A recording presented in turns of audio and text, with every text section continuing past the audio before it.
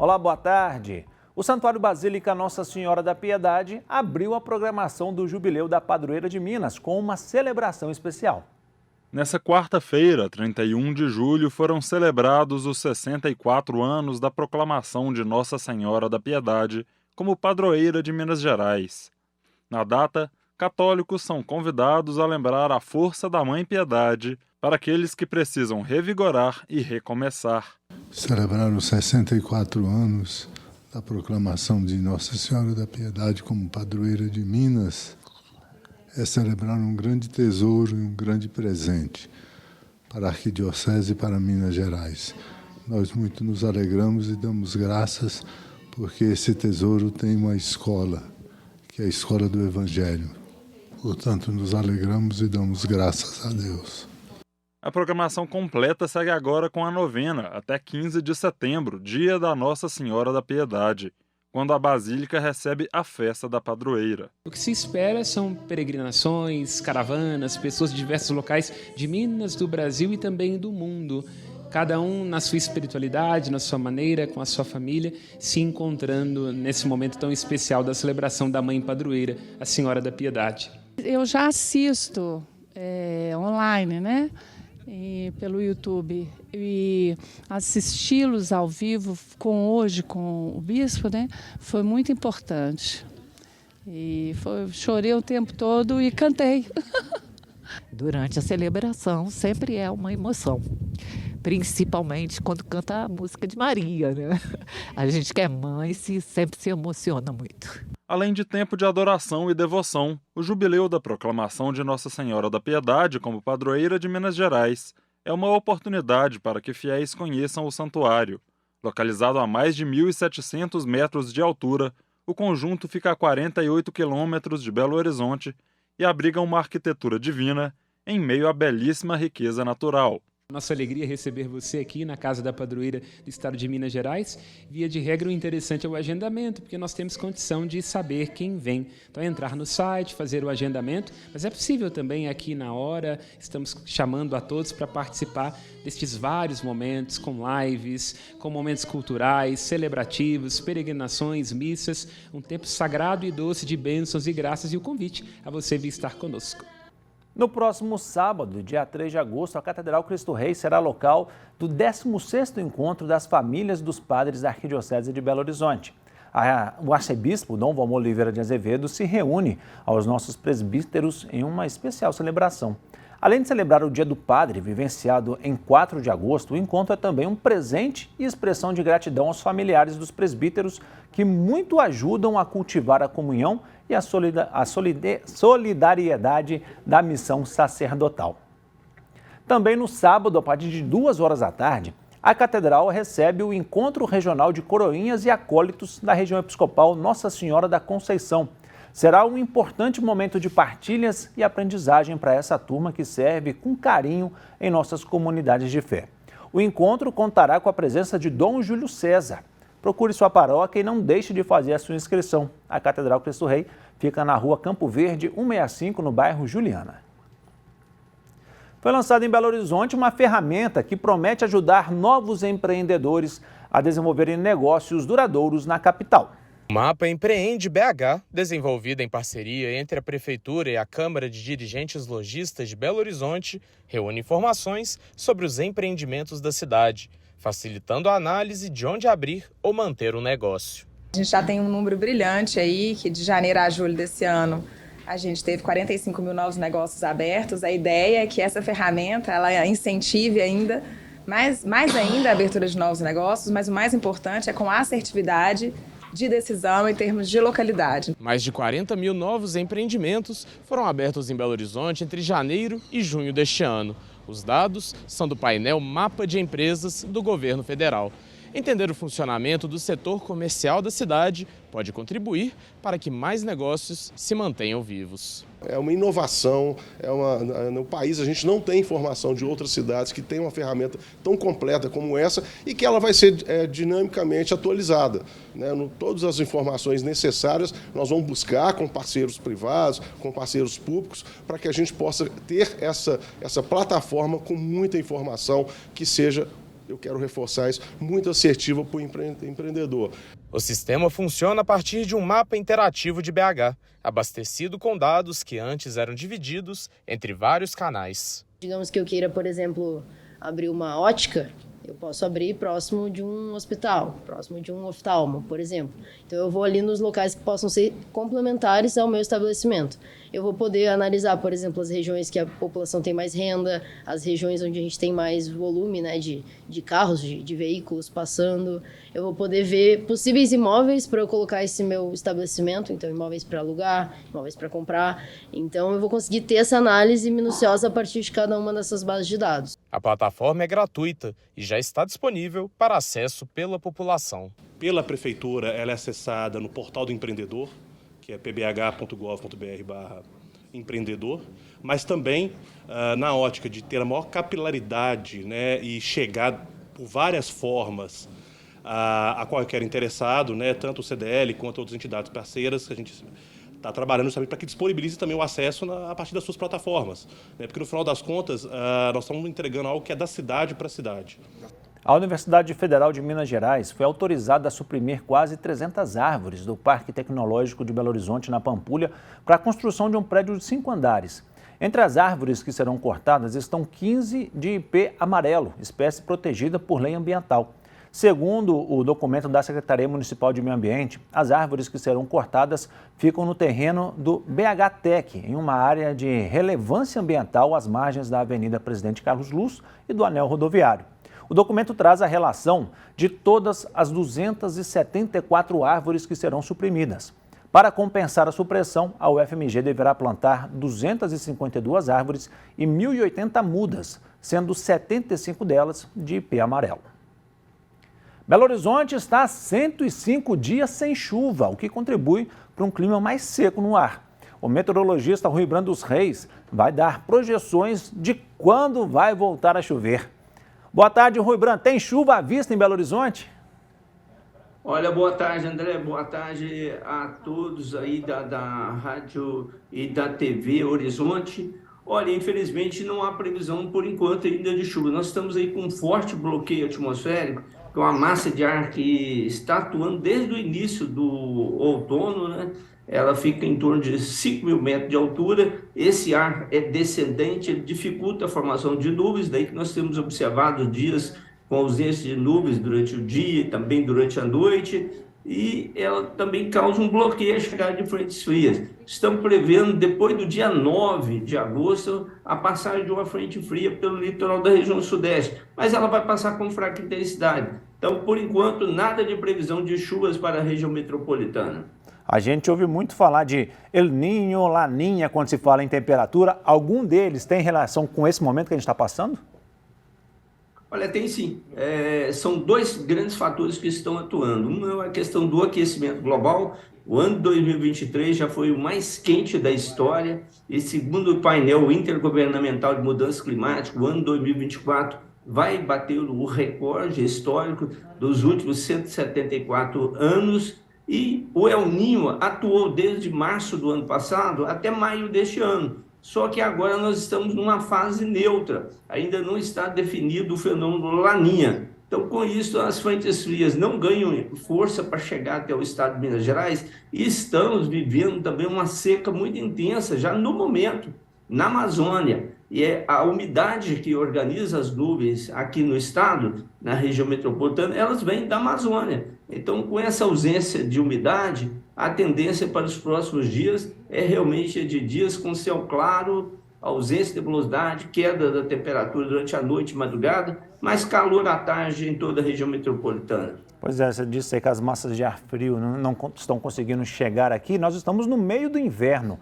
Há uma previsão se as temperaturas vão cair mais? Não vão cair. Nós não tivemos nenhuma massa de ar polar durante o outono e o inverno que chegou aqui no estado para causar declínio acentuado das temperaturas, e os modelos climatológicos, né, de previsão climática estão mostrando aí que nos meses de agosto, setembro, outubro, novembro, a tendência das temperaturas ficarem entre 3 a 4 graus acima da média do ano. Então há a possibilidade que na primavera a gente tenha mais chuvas do que o costume? Olha, podemos ter temporais isoladas, mas chuva significativa, aquelas chuvas intermitentes, não há previsão. Mas quando as chuvas chegarem na primavera, vão chegar da forma de forte intensidade, com muitos raios e até mesmo com possibilidade de granizo. Tá certo, Ribran. Muito obrigado, viu, pelas informações. Uma ótima tarde para você. Obrigado, ótima tarde a todos. Agora vamos ver como é que fica o tempo hoje em algumas cidades mineiras. Completando 105 dias sem chuva em Belo Horizonte, esta quinta-feira será de sol com poucas nuvens e sem possibilidade de precipitações. A temperatura mínima foi de 13 graus e a máxima pode chegar a 24. A umidade relativa do ar oscila entre 44% e 93%. Como a capital, Caeté terá um dia úmido e ensolarado, com poucas nuvens e sem possibilidade de chuva. A umidade relativa do ar varia entre 44% e 97%.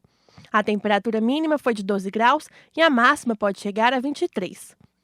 No noroeste do estado, em Cabeceira Grande, o dia será de sol com algumas nuvens e não chove. A temperatura apresenta grande variação, com a mínima de 14 graus e a máxima podendo chegar a 27. A umidade relativa do ar oscila entre 41% e 80%. Terminam hoje as inscrições para o 9º casamento coletivo de Contagem. A ação garante a regularização do registro civil, a construção e reconstrução de vínculos e assegura maior proteção às pessoas e famílias em situação de vulnerabilidade social no município. A cerimônia será no dia 9 de novembro. Serão beneficiados os 100 primeiros casais inscritos. Podem participar casais em situação de vulnerabilidade econômica, residentes em Contagem e em união estável. De acordo com o Código Civil, não é delimitado um tempo mínimo de convivência entre o casal. As inscrições podem ser realizadas nos Centros de Referência de Assistência Social. Informações pelo telefone 31 3391 9394.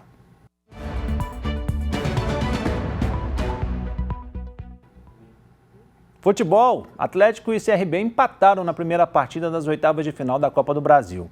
O William Formiga abriu o placar para os alagoanos.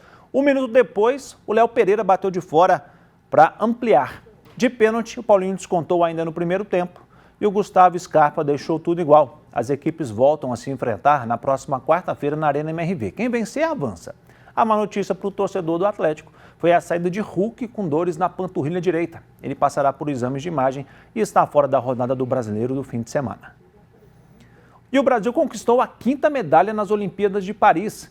Caio Bonfim garantiu a prata na marcha atlética de 20 quilômetros. O Brasil é o 29º no quadro de medalhas, com 2 pratas e 3 bronzes.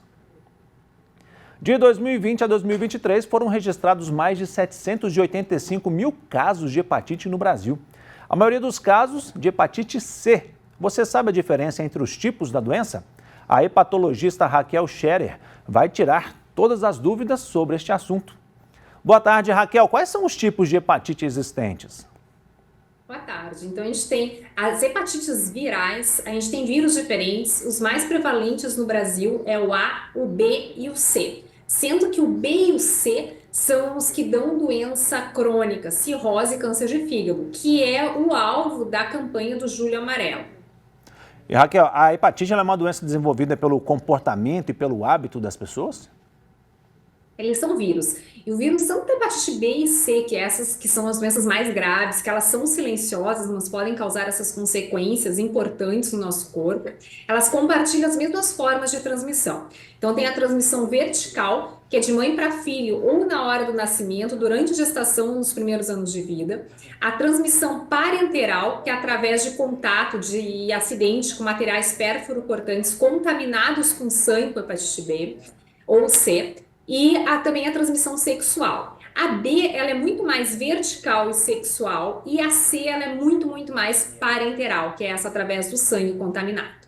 E Raquel, quais são os sintomas de que a pessoa pode ter desenvolvido a hepatite? Então, a hepatite aguda, que quando a pessoa contrai o vírus, pode dar aqueles sintomas clássicos da hepatite, como amarelão, náuseas, vômitos, diarreia, um certo desconforto abdominal. Mas isso é hepatite aguda, que é um percentual muito pequeno das pessoas que desenvolvem esses sintomas. Na hepatite crônica não dá sintoma nenhum, a pessoa não sente absolutamente nada. Se for esperar sintomas, já vai ter uma doença avançada, com cirrose, câncer de fígado, aí a pessoa vai ter fadiga, mal-estar, vai ter aquela água da barriga, vai ter o amarelão também nos olhos, vai ter sangramentos frequentes, e esses são sintomas tardios. Mas a gente quer, nessa campanha, justamente alertar a população que todo mundo tem que ser testado para hepatites virais, independente de ter sintomas ou não.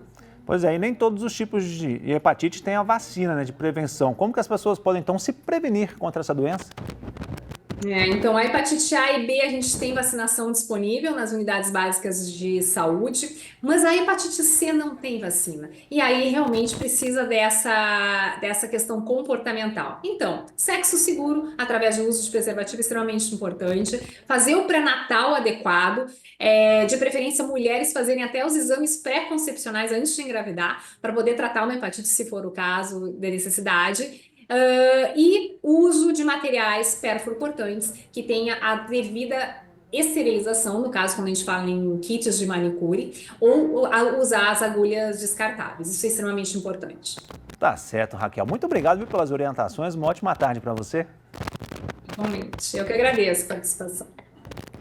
A taxa de desemprego no trimestre encerrado em junho caiu para 6,9%. Esse é o menor resultado para o trimestre desde janeiro de 2015. Observando apenas para o período de 3 meses, em que vai até junho, é o menor resultado desde 2014. Os dados foram divulgados pelo IBGE. A população ocupada renovou mais um recorde, atingindo 101 milhões e 80 mil pessoas.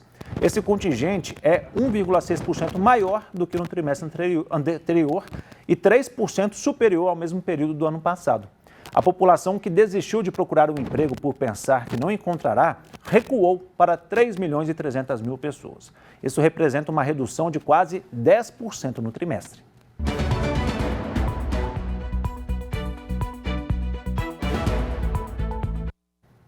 Os candidatos à Prefeitura de Belo Horizonte estão anunciando as candidaturas e as coligações são assunto da análise do cientista político Malco Camargo. Alexandre Calil foi ex-prefeito de Belo Horizonte, renunciou ao seu mandato para disputar a vaga de governador do estado e acabou sendo derrotado por Romeu Zema em 2022. Alexandre Calil deixa um legado na prefeitura e deixa Fuad Noman em seu lugar, seu vice-prefeito. Mas, para surpresa de todos, Alexandre Calil não hipoteca o seu apoio ao Fuad Noman. Calil conversa com Fuad, conversa também com Rogério Correia, com Duda Salabé, com Carlos Viana e acaba nos braços de Mauro Tramonte, do Republicanos. Calil disputou o governo do estado com o apoio do presidente Lula e da esquerda e acaba nos braços de Tarcísio e Damares. Se Calil dizia que chega de política, que não sabia mais de política, ele se tornou um político. Mas não aquele bom político que tem coerência e que se preocupa com as pessoas, mas um político oportunista, que se preocupa muito mais consigo mesmo do que com o bem do resultado das políticas públicas que pode elaborar. Calil aprendeu rápido a fazer a política. Pena que é a má política.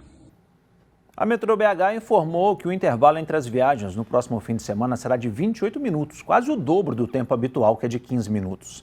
De acordo com a concessionária, a operação faz parte da revitalização da rede aérea de alimentação elétrica dos trens entre as estações Horto Florestal e Santa Inês, quando serão feitas trocas de chave de energia, substituição de fios de contato e também de postes de sustentação.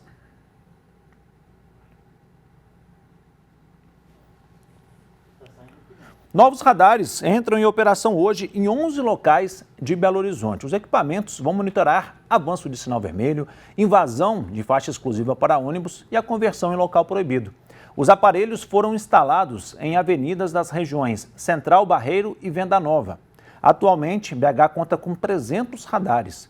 Faixas de pano foram colocadas nas avenidas do Contorno, Andradas, Antônio Carlos, Pedro I, Valdir Soeiro em Miriche e Vilarinho, para orientar condutores sobre o início da fiscalização eletrônica. Alguns equipamentos são híbridos e podem flagrar mais de uma infração, como, por exemplo, avanço de sinal e excesso de velocidade. O Instituto Oswaldo Cruz detectou pela primeira vez no mundo a contaminação de tubarões com cocaína e seu metabólito. O dado chama atenção para a alta quantidade de droga que é consumida na cidade e descartada no mar via esgoto sanitário. Em fato inédito no mundo, o Instituto Oswaldo Cruz detectou a contaminação de tubarões por cocaína. O principal metabólito da substância, a benzoilequigonina, resultante da metabolização da cocaína no organismo, foi encontrada em 12 destes animais. A pesquisa nossa, o objetivo foi analisar a cocaína e o metabólito numa espécie de tubarão costeira, no Rio de Janeiro. Então, a pesquisa, a gente coletou 13 espécimes, machos e fêmeas, e nós encontramos 100% de cocaína em todos os animais. E em 12 animais nós encontramos o metabólito, indicando a contaminação desses animais na biota. Os resultados foram publicados na revista científica Science of the Total Environment. O dado chama a atenção para a alta quantidade da droga que é consumida na cidade e descartada no mar via esgoto sanitário. Então, a principal tese que nós levantamos é o aporte de cocaína via esgoto, tratado ou não tratado. E esse esgoto vem da onde? Os usuários que eliminam a droga e também os laboratórios de refino. A principal hipótese é essa. Uma outra hipótese que ainda tem que ser investigada pode ser pelo tráfico marítimo internacional, mas isso isso tem que ser estudado ainda. O material foi coletado no Recreio dos Bandeirantes, bairro da Zona Oeste do Rio de Janeiro, entre setembro de 2021 e agosto de 2023, como parte de um esforço para a avaliação da saúde ambiental. Essa espécie de tubarão que nós utilizamos no estudo, ela é consumida no Brasil e também em outras partes do globo. Precisamente, a gente não tem como fazer uma relação causal entre se a pessoa alimentar vai ter algum efeito relacionado à cocaína. Isso precisa ser estudos epidemiológicos que vão trazer à luz essa evidência. Nesse momento é cautela. Os tubarões desempenham um papel crucial no ecossistema marinho, assim como as raias. Por serem predadores, são figuras centrais na cadeia alimentar e são assumidos como espécie sentinela para a detecção de danos ambientais, incluindo diferentes formas de contaminação. Termina hoje o prazo para que os microempreendedores individuais se cadastrem no domicílio eletrônico trabalhista. Essa é uma ferramenta por onde a Receita Federal manda comunicados e informações sobre a situação fiscal de cada empreendedor. O prazo inicialmente terminaria em 31 de maio e foi prorrogado para hoje, dia 1º de agosto. Quem não fizer o cadastro não será multado, mas pode não receber uma notificação e aí sim perder algum prazo e acabar pagando uma multa para a Receita Federal. A notificação pode ser feita pelo próprio site da Receita, gov.br/Receita Federal. Se você não faz parte da família dos devotos de Nossa Senhora da Piedade, eu te convido a conhecer o projeto. Aponte a câmera do seu celular para o QR Code ali no canto para ter informações e se tornar um membro dessa família que ajuda na manutenção e desenvolvimento dos projetos sociais da nossa arquidiocese, além de cuidar de um dos principais patrimônios dos mineiros, que é o Santuário Basílica Nossa Senhora da Piedade. Nós fechamos o mês de julho com 84% da meta e estamos com 2% da meta de agosto. Então a sua doação é muito importante. Você pode sugerir assuntos para a gente discutir aqui, é só enviar um WhatsApp para 31 996802910. E para rever reportagens que foram ao ar, acesse o nosso canal no YouTube, é o @Horizonte Notícia TVH. Nós voltamos amanhã, 12:30. Fique com Deus e até lá!